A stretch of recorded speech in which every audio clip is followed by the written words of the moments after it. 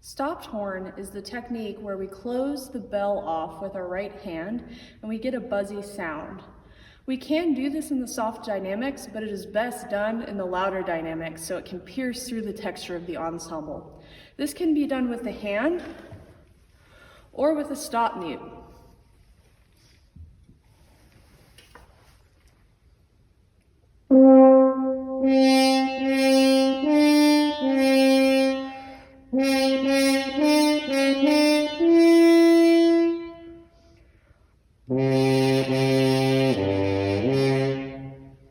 In addition to hand stopping, we have stop mutes. They're usually made out of brass, wood, or some other kind of metal.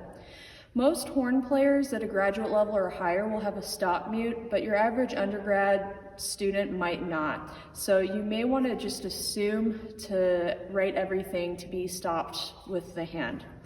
What the stop mute does is provide clarity, projection, and it stabilizes pitch as well.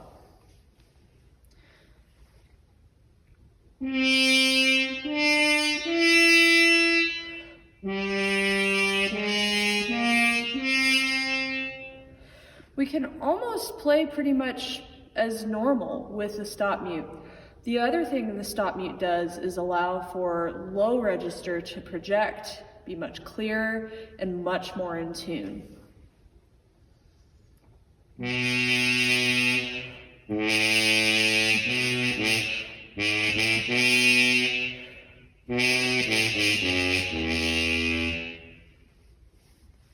So this is a must-have tool for musicians interested in playing stopped horn with much more projection and clarity.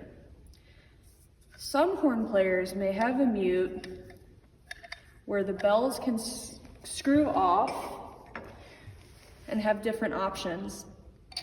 Do not assume most players have these, even professionals, but they are becoming a little bit more common.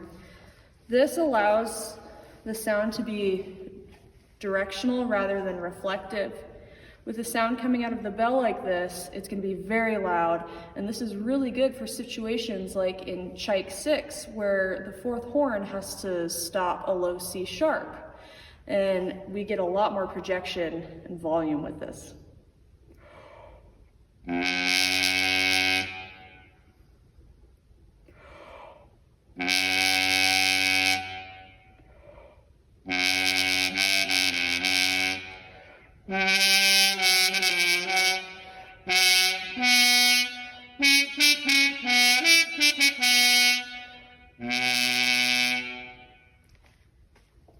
Personally, I use this very rarely. In a section, it's actually too loud.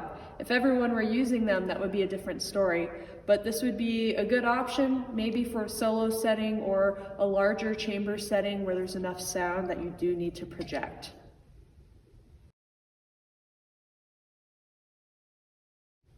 Just as we need to consider time to change mutes for stopping, we do the same with a regular straight mute.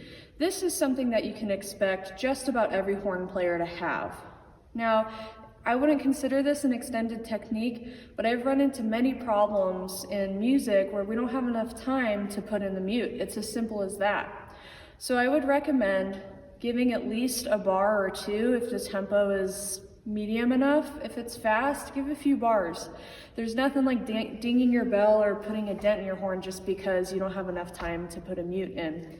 So to give you an idea, if you rest your mute on the ground, obviously it's going to take longer, but most of them have strings, so we can just hold them on our wrist.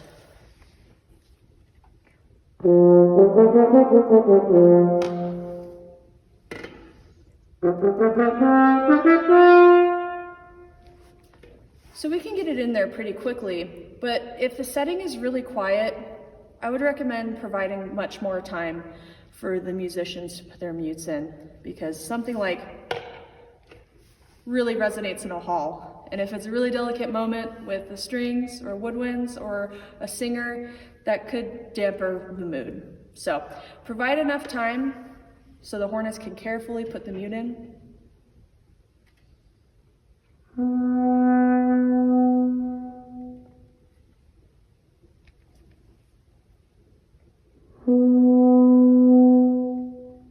And take it out.